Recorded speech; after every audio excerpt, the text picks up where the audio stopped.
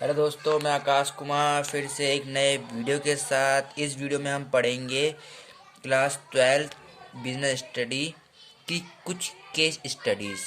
ठीक है, इस बुक में हम पढ़ाएंगे आपको केस स्टडीज़ कुछ बहुत सारी। ठीक है, chapter by chapter case study दे रखी है इस बुक के अंदर। तो आपको ये आपकी वीडियो जो है आपको बहुत हेल्पफुल साबित होने वाली है। इस वीडियो को आखिर तक देखिए और लाइक कीजिए, सब्सक्राइब कीजिए और शेयर कीजिए ज़्यादा से ज़्यादा। तो चलिए शुरू करते हैं। ये बुक है क्लास 12 की, आर के सिंगला की है। इस बुक में chapter by chapter case study दे रखी है। तो आइए शुरू करते हैं। और इस बुक के अंदर कुछ केस स्टडी प्रीवियस ईयर की भी है जो आपको बहुत ही फ़ायदेमंद साबित होने वाली है। तो आइए शुरू करते हैं चैप्टर नंबर 1 से, प्रबंध की प्रकृति एवं महत्व। क्वेश्चन नंबर 1 कह रहा है,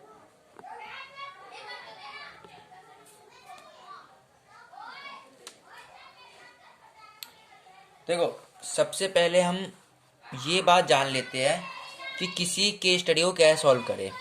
ठीक है, किसी केस स्टडी को कैसे सॉल्व करें। तो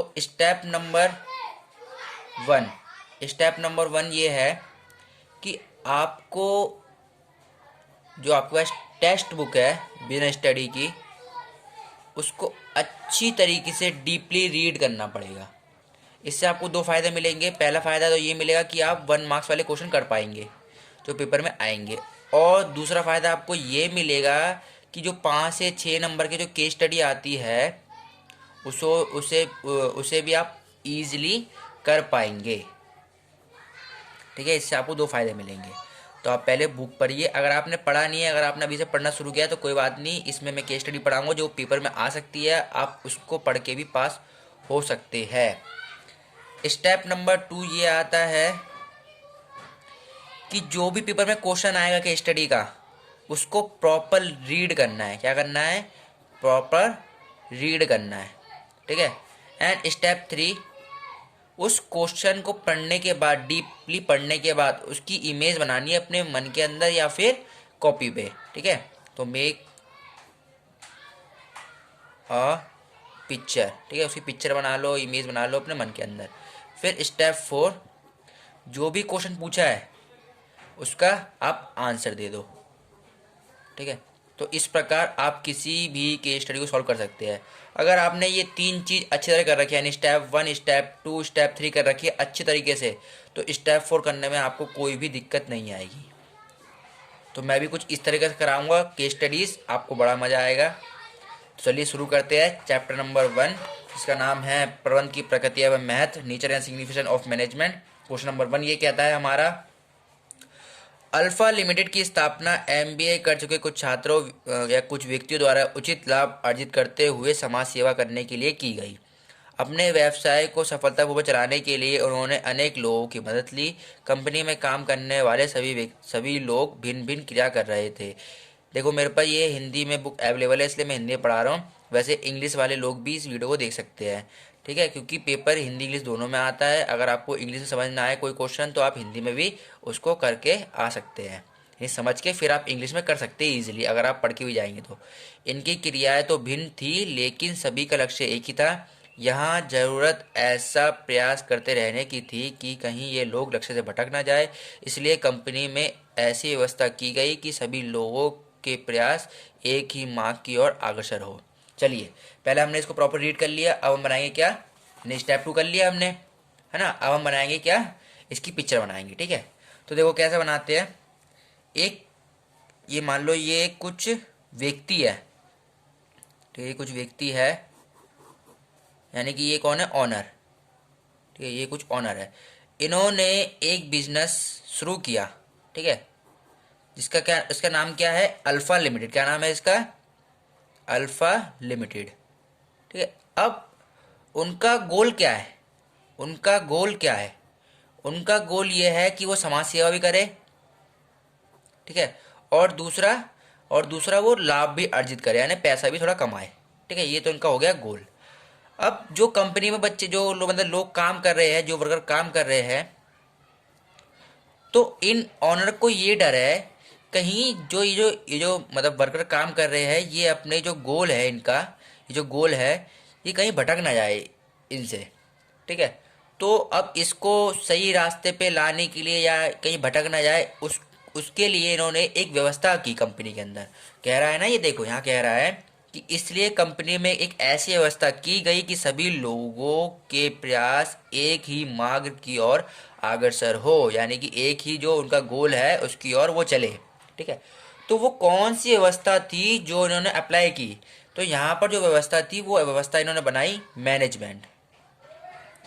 क्योंकि आप जानते होंगे जिस कंपनी के अंदर अगर अच्छा मैनेजमेंट होगा, बेस्ट कह लो यार, बेस्ट मैनेजमेंट, क्योंकि आप जानते हो जिस कंपनी में अगर अच्छा मैनेजमेंट होगा तो वो कंपनी एक तो लॉन्ग पीरियड चलती है, ठीक है, बंद नहीं होती है, और ज़्यादा से ज़्यादा लाभ कमाती है और टिकी रहती है मार्केट में। ठीक है, और जो नहीं करती तो वो ख़त्म हो जाती है।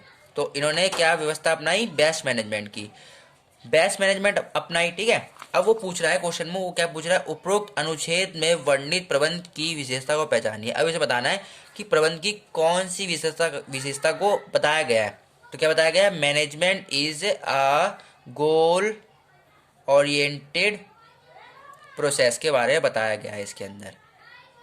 ठीक है, management is goal oriented process, क्योंकि जिस बिजनेस के अंदर मैनेजमेंट अच्छा होगा और तो वो अपने गोल को अचीव कर पाएंगे, इसलिए इसके अंदर बताया गया कि management is goal oriented process. ठीक है, आई नो कि आपको समझ में आ गया होगा।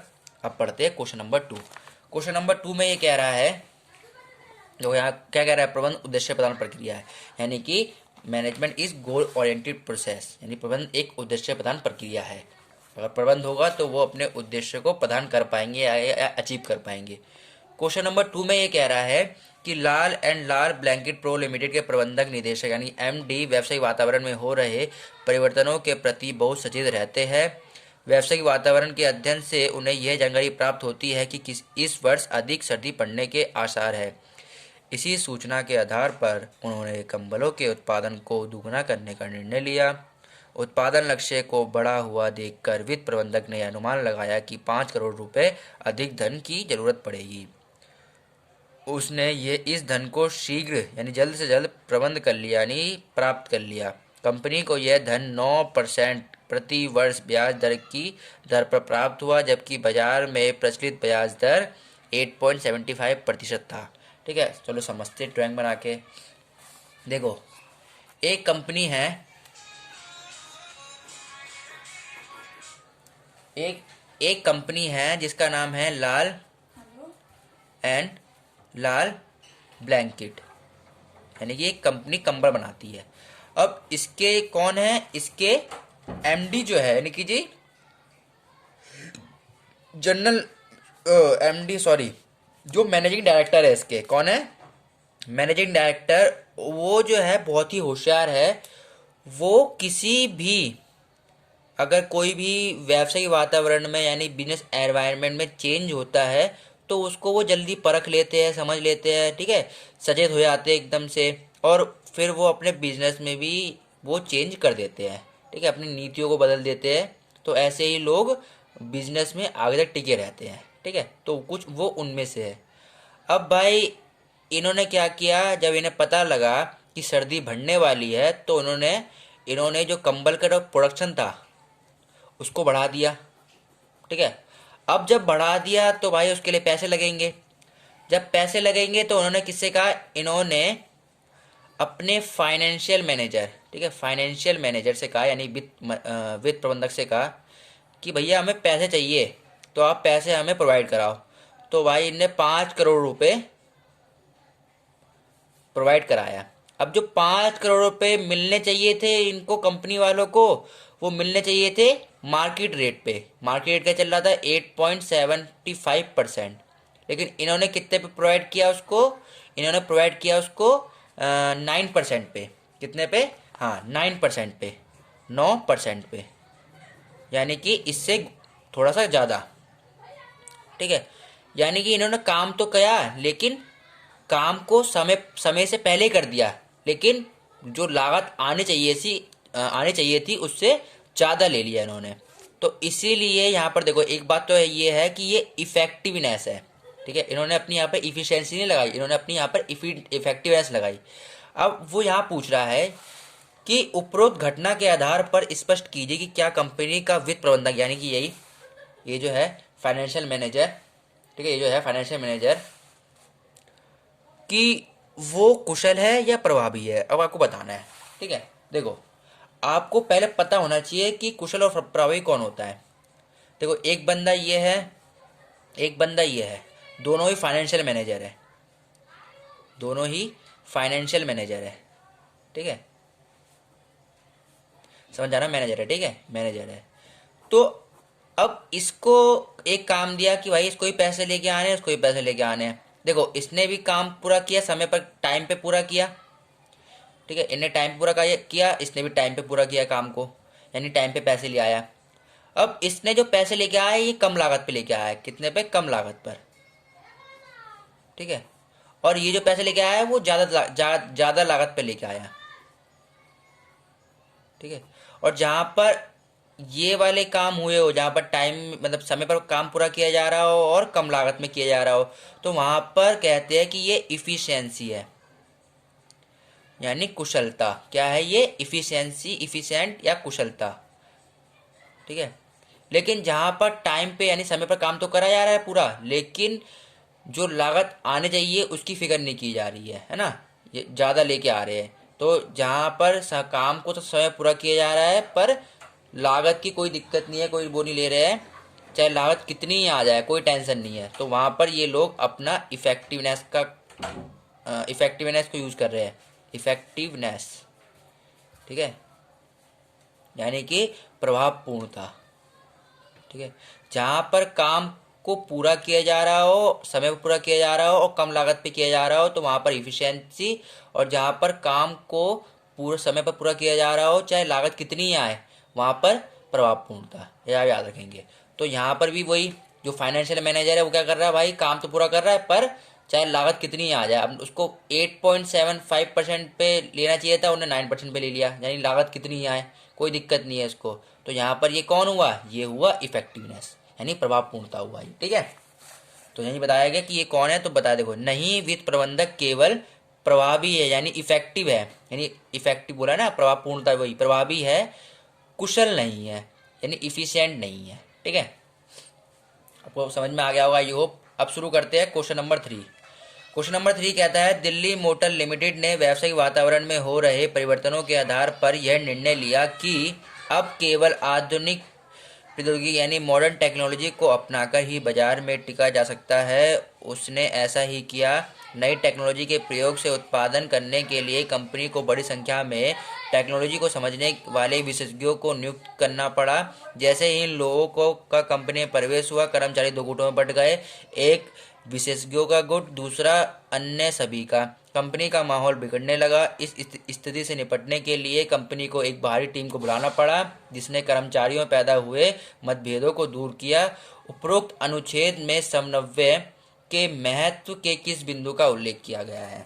चलिए पहले पढ़ लिया हमने, ठीक है, पहले क्या किया हमने, पढ़ लिया। अब इसको सॉल्व करते हैं। देखो एक कंपनी है, उस कंपनी का नाम क्या है, उस कंपनी का नाम है दिल्ली मोटर लिमिटेड। क्या नाम है उस कंपनी का, मान लो ये कंपनी है, ये मान लो एक कंपनी है एक, ठीक है, ये एक कंपनी है, मान लो इसका नाम क्या है, दिल्ली मोटर लिमिटेड। ठीक है, अब भाई इसका जो मालिक है, जो भी ऑनर है, उसने अपना दिमाग लगाया थोड़ा सा, थोड़ा दिमाग लगाया, ज़्यादा लगाएगा तो फिर ख़राब हो सकता है। ठीक है तो उसने दिमाग लगाया, इसने क्या दिमाग लगाया कि अभी जो मतलब कि आधुनिक जो टेक्नोलॉजी आई है, यानी मॉडर्न टेक्नोलॉजी, उसको लेके आएगा भाई ये, और उसी के द्वारा ये काम करवाएगा, क्योंकि उससे जल्दी जल्दी प्रोडक्शन होना शुरू हो जाएगा। अब भाई जब ये नए नए मशीनें लेके आए तो भाई उनको चलाने के लिए भी नए नए लोगों को लेके आएंगे। तो भाई कंपनी के ओनर ने कुछ नए लोगों को भी हायर कर लिया, यानी नियुक्त कर लिया। ये कौन थे, विशेषज्ञ थे। कौन थे ये, जो स्पेशल लोग होते हैं ना, स्पेशल पर्सन, जो जो ये जो मशीनें आई है इनको चलाना कैसे है, क्योंकि कंपनी में बहुत सारे लोग होंगे, है ना, कर्मचारी, अब उनको तो चलाना आती नहीं मशीनें, तो ये चलानी कैसे है, कंपनी ने इनको रखा, इन विशेषज्ञों को। अब जब भाई विशेषज्ञ लोग आए और ये सामान्य लोग थे, तो जब ये आए तो इन दोनों के बीच में क्या हुआ, अलग अलग गुट बढ़ गए, यानी कि ये अलग गुट में आ गए, ये अलग गुट में आ गए। और इनके बीच में जो कोऑर्डिनेशन था वो ख़त्म हो गया एक तरह से, है ना। थोड़ा मतभेद आ गया इन लोगों के बीच में, ठीक है। तो जो कोऑर्डिनेशन था, जो समन्वय था, वो हल्का सा ख़त्म हो गया। अब जब भाई मतभेद आ गया इन दोनों के बीच में, अब जब कंपनी को पता लगा, अब भाई ये तो भाई बहुत बुरी बात थी, क्योंकि भाई इससे कंपनी डूब सकती थी। जब कंपनी को पता लगा भाई ऐसी स्थिति पैदा हो गई है, फिर इन्होंने फिर से बाहर से लोगों को बुलाया कुछ, है ना। फिर से इन्होंने मतलब बाहर से लोगों को बुलाया, एक टीम को बुलाया। वो टीम आएगी और दोनों के मतभेदों को हल करेगी, ठीक है। फिर इस टीम को बुलाया गया, यानी कि यहाँ पर स्पेशल स्पेशल लोगों को बुलाया जा रहा है, यानी एक तरह से यहाँ पर क्या हो रहा है, स्पेशलाइजेशन हो रहा है। क्या हो रहा है? स्पेशलाइजेशन। यहाँ पर विशेषज्ञ हो रहा है, ठीक है। विशेष विशेष लोग आ रहे हैं यहाँ पर। देखो पहले समझाने आए थे कि उन मशीनों को कैसे यूज़ करना है, फिर आए भाई इन दोनों में क्या हो गया, मतभेद हो गया, तो इसको सॉल्व करने के लिए आए। अब वो क्वेश्चन क्या पूछता है? क्वेश्चन पूछ रहा है कि उपरोक्त अनुच्छेद में समन्वय के महत्व के किस बिंदु का उल्लेख किया गया है। आप जानते होंगे कि समन्वय के जो महत्व होते हैं वो 4 प्रकार के होते हैं, ठीक है। क्या क्या होते हैं? पहला तो होता है भाई हमारा आकार में वृद्धि, ठीक है। दूसरा होता है हमारा ये विशिष्टीकरण, और तीसरा जो होता है हमारा वो होता है हमारा तीसरा, हाँ, कार्यात्मक विविधीकरण। और चौथा जो होता है वो होता है हमारा विभिन्न प्रक्रियाओं की एक दूसरे पर निर्भरता, ठीक है, यानी कि इंडिपेंडेंस ऑफ डिफरेंट प्रोसीजर, ठीक है। तो ये कुछ 4 उसमें महत्व है। तो यहाँ पर कौन सा यूज़ किया गया? यहाँ पर विशिष्टीकरण का यूज़ किया जा रहा है, विशिष्टीकरण का उल्लेख हो रहा है, क्योंकि देखो पहले मशीनों को चलाने के भाई बाहर से विशेषज्ञ टीम को बुलाया गया, फिर जब मतभेद हो गया तो फिर बाहर से स्पेशल लोगों को बुलाया गया कि वो मतभेद को ख़त्म करे। तो यहाँ पर विशिष्टीकरण का उल्लेख हो रहा है इसके अंदर, ठीक है। आपको समझ में आ गया होगा आई होप। अब करते चौथा क्वेश्चन नंबर चौथा। देहरादून वुड प्रो लिमिटेड के सामान्य प्रबंधक यानी जनरल मैनेजर ने अपनी कंपनी के उत्पादन एवं बिक्री विभाग दोनों के प्रबंधकों की एक मीटिंग की। अब दोनों की मीटिंग हुई भाई साहब। जो जनरल मैनेजर थे उनने क्या करा, जो सेल्स मैनेजर थे और जो प्रोडक्शन मैनेजर थे उन सबको बैठाया और उनकी मीटिंग की। उन्हें ये समझाया गया कि दोनों विभाग कंपनी की सफलता का आधार है। उन्हें ये बताया गया कि आप दोनों हो तो हम हैं, वरना कुछ नहीं, ठीक है। इसलिए इनका मिलकर चलना अति आवश्यक है, यानी इसलिए उन दोनों में कोऑर्डिनेशन होना बहुत ही इम्पोर्टेंस है। उन्हें यह भी बता दिया गया कि वह अपने अपने विभाग के लिए जो भी दूसरे को प्रभावित करने वाला निर्णय ले उसकी सूचना तुरंत उन्हें दे। और उन्हें यह भी बताया गया कि अगर वो कोई काम करते हैं, ठीक है, या कोई काम चेंज करते हैं, कुछ बदलाव लाते हैं, तो उससे पहले वो एक दूसरे को सूचना देंगे। उन्होंने उन्होंने ऐसा ही किया। इसका परिणाम ये हुआ कि कंपनी को कभी भी ऐसी स्थिति नहीं आई कि जबकि बिक्री आदेशों की माल की कमी के कारण पूर्ति ना हुई हो, ठीक है। तो वो अब पहले हमने कर लिया ये, अब हम क्या करेंगे, इसको एज अ सॉल्व करेंगे। एक मिनट पेज निकालूं, खाली पेज। देखो तो क्या है, एक कंपनी का नाम है, इसका नाम क्या है, देहरादून। ये मान लो कंपनी का नाम है, ये मान लो एक कंपनी है, ठीक है, देहरादून प्रो लिमिटेड, ये एक कंपनी है। अब भाई कंपनी में है क्या, कंपनी के अंदर जो जनरल मैनेजर है, कौन है, जनरल मैनेजर ने, ठीक है, जनरल मैनेजर ने क्या करा, 2 टीम बैठाई। एक तो टीम बैठाई किस किस की, प्रोडक्शन मैनेजर की। एक टीम बैठाई किसकी, ये पीएम नहीं है, प्रधानमंत्री नहीं है, ये प्रोडक्शन मैनेजर। और एक टीम बैठाई सेल्स मैनेजर की, ठीक है।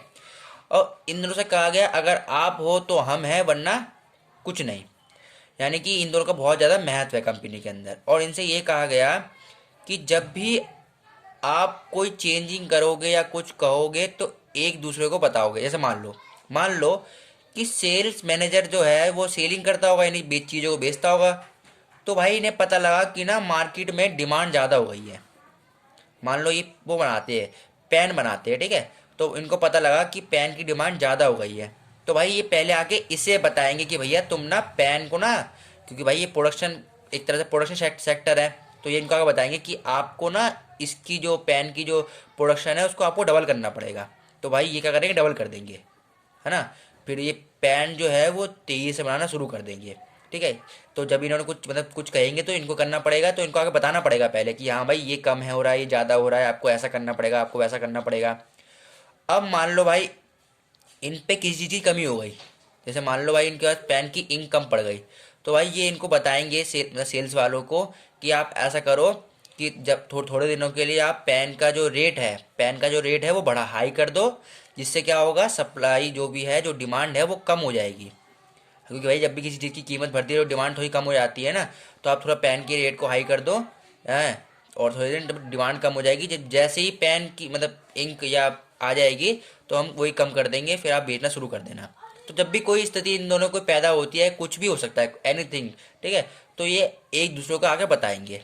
अब क्या कह रहा है भाई वो, जब इन्होंने ऐसा करा तो कंपनी जो है एकदम प्रॉपर फॉर्म में चल रही थी, कोई दिक्कत कभी नहीं आई, और हर साल वो लाभ कमा रही थी। अब लाभ कमा रही थी तो वो यहाँ पर वही कह रहा है कि ऐसी स्थिति नहीं आई जबकि बिक्री आदेशों की माल की कमी के कारण पूर्ति ना हुई हो। ठीक है, समझ में आ गया। अब वो कह रहा है उपरोक्त अनुच्छेद में वर्णित समन्वय की विशेषता को पहचानिए। समन्वय की विशेषता 5 प्रकार की होती है, अगर आपने पढ़ा होगा चैप्टर नंबर 1 में। तो यहाँ पर किसकी बात की जा रही है, देखो यहाँ पर ये दोनों जो है, इन यानी कि पीएम और एसएम, मतलब कि प्रोडक्शन मैनेजर और जो सेल्स मैनेजर है, इन दोनों के बीच में क्या है, एक कोऑर्डिनेशन है। क्या है, कोऑर्डिनेशन, एकदम मिलजुल के एकदम एकता में रहते हैं, सो काम करेंगे, एक मिलकर करेंगे, साथ ही हाथ बढ़ाना, ऐसा होता है ना, साथ ही हाथ बढ़ाओ, तो वैसा करते हैं ये लोग। तो इन लोगों में कोऑर्डिनेशन है। तो वो ये यही पूछ रहा है कि समन्वय की किस विशेषता का यहाँ पर उल्लेख किया गया है, बताया गया है।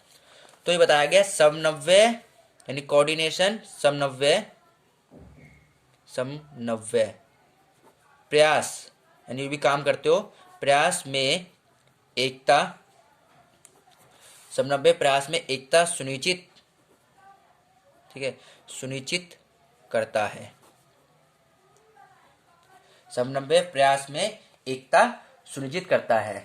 तो देखो इन लोगों में क्या था भाई, कोऑर्डिनेशन, अच्छा कोऑर्डिनेशन था, तो ये लोग मिलके काम कर रहे थे। अगर इन लोगों के बीच में कोऑर्डिनेशन अगर अच्छा नहीं होता तो ये लोग मिलके काम नहीं करते, यानी कि coordination ensures unity of action. ठीक है, coordination ensure unity of action. ठीक है, यहाँ पर इसका उल्लेख किया जा रहा है। तो आई होप ये भी आपको क्वेश्चन समझ में आ गया होगा अच्छी तरीके से। जैसी पेपर मोड क्या है वैसी बस ये पॉइंट लिखाना, और ये अभी तो ये दो नंबर वाले क्वेश्चन हो रहे हैं, अभी आएंगे 4 नंबर 5 नंबर वाले क्वेश्चन, वो आगे आएंगे। ठीक है, तो आपको समझ में आ गया 4th क्वेश्चन। अब आते हैं 5th क्वेश्चन की ओर।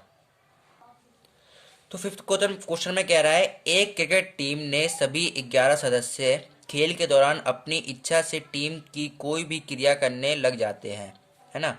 मतलब कि कोई एक टीम में एक तरह कोऑर्डिनेशन नहीं है, लोग जो चाहे जो काम कर रहे हैं। ठीक है, इसका कारण टीम में योग्य कैप्टन का ना होना है, यानी कि इस टीम के अंदर कोई बेकार कैप्टन है।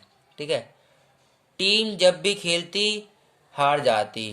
ठीक है, टीम प्रबंधक को जब इस बात का अभ्यास हुआ तो उसने टीम के कैप्टन को बदल दिया।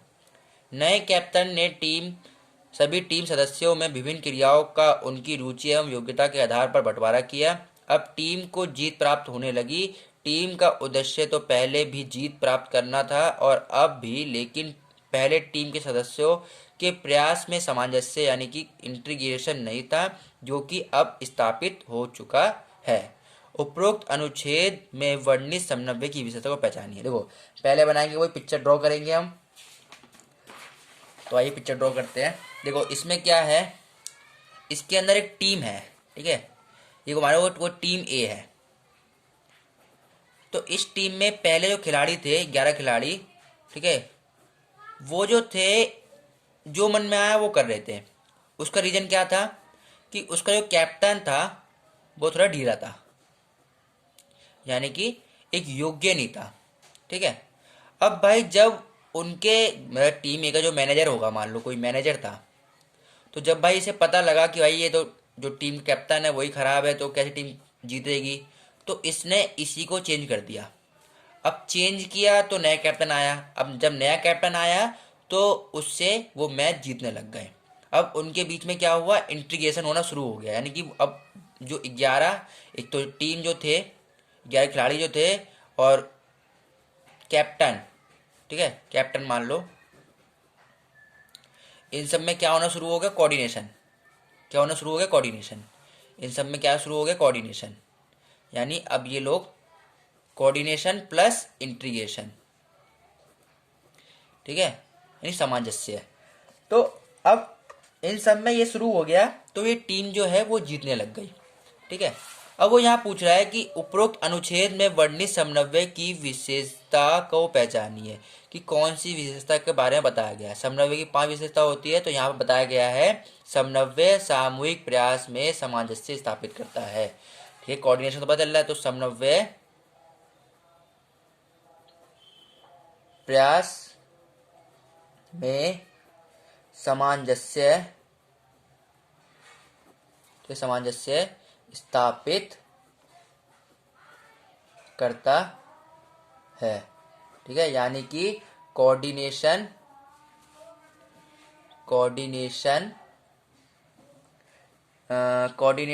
Integrates group effort. ठीक है, अगर तुम एफर्ट लगाओगे और कोऑर्डिनेशन बना रहेगा तो सबके बीच में इंटीग्रेशन अच्छी तरह के बना रहेगा। ये समन्वय अगर तुम प्रयास करते हो तो उसमें सामंजस्य स्थापित हो जाता है। तो यहाँ पर ये बताया गया है कि जब वो कहते हैं ना साथ ही हाथ बढ़ाना है, तो मिल के काम करोगे तो ये जीत पाओगे, वरना नहीं जीत पाओगे। तो वहाँ पर यहाँ पर इसी का वर्णन किया गया है। ठीक है, चलिए अब करते हैं क्वेश्चन नंबर अगला, यानी 6th। आपके विद्यालय में कुछ वर्ष पूर्व केवल 500 विद्यार्थी पढ़ते थे। उस समय 20 अध्यापिका और अध्यापक अध्यापिका पढ़ा रहे थे। इस स्थिति पर प्राचार्य यानी कि प्रिंसिपल श्रीमती राधिका शर्मा बिना विशेष प्रयास के आसानी से नियंत्रण कर लेती थी। यानी उस टाइम पे क्या था, मैनेजमेंट नहीं था अच्छे तरीके से, मतलब कि अगर 500 विद्यार्थी है तो संभाल लेंगे, कोई दिक्कत नहीं है। अब विद्यालय में विद्यार्थियों की संख्या यानी कि स्टूडेंट की संख्या लगभग 2500 हो चुकी है। इसी अनुपात यानी 5 गुना बढ़ गई है। इसी अनुपात में पढ़ाने वालों की संख्या 100 हो गई है, यानी 20 से 100 हो गई। अधिक लोग होने के कारण इनकी पृष्ठभूमि यानी बैकग्राउंड क्या है, जातियाँ क्या है, धर्म मतलब कौन कौन धर्म के लोग बाग है, रुचियाँ क्या है उनकी, है ना, दृष्टिकोण में अंतर होना स्वाभाविक है भाई साहब। ये तो जनरल है भाई, ये बात तो है ना। अब प्राचार्य महोदय यानी कि जो वही थी राधिका शर्मा, तो महोदय ने यह नियंत्रण करना कठिन हो सकता था। उसे यह सुनिश्चित करना होगा कि सभी स्कूल के सामान्य उद्देश्यों के लिए काम करे, यानी कि टीचर वही काम करे जो कि उन्हें करना चाहिए। उनको बच्चों को अच्छी तरह पढ़ाना चाहिए, अच्छी चीज़ सिखानी चाहिए, तो वो काम अपने मन से पूरी लगन से करे। ठीक है, लेकिन उनके व्यक्तिगत उद्देश्य स्कूल के सामान्य उद्देश्यों की पूर्ति में अड़चन पैदा कर सकते थे। अतः स्कूल की कार्यकुशलता को बनाए रखने के लिए दोनों उद्देश्यों में मैत्रीपूर्ण संयोजन यानी हारमोनियस एडजस्टमेंट जरूरी है। अब पूछ रहा है उपरोक्त अनुच्छेद में समन्वय के महत्व के किस बिंदु का उल्लेख किया गया है इसके अंदर। देखो सिंपल है यार, एक स्कूल था, पहले एक छोटा स्कूल था। ठीक है, पहले इसके अंदर 500 बच्चे थे और 20 टीचर थी। अब भाई ये स्कूल से एक बड़ा स्कूल बन गया, एक बड़ा स्कूल बन गया, यानी बिग स्कूल बन गया है ना। और इसमें इसके कारण स्टूडेंट की संख्या कितनी हो गई, 5 गुना यानी 2500, और टीचर्स 20 से 100, यानी कि क्या हुआ, आकार बड़ा हो गया। और आकार बड़ा होने से यानी कि आकार में वृद्धि हो गई। तो अब क्या है, जो प्रिंसिपल है इसका, मतलब सॉरी प्रिंसिपल जो लड़की जो है मतलब राधिका शर्मा, उसको क्या करना पड़ेगा, यहाँ पर मैनेजमेंट करना पड़ेगा अच्छे तरीके से, तभी जो उसका स्कूल है चल पाएगा। टीचर को अच्छे से पढ़ाना पड़ेगा, बच्चों को अच्छे से पढ़ना पड़ेगा। ठीक है, यहाँ पर ये बात समझ में आ रही है। देखो पहले छोटे से अब बड़ा हो गया, यानी आकार में वृद्धि हुई।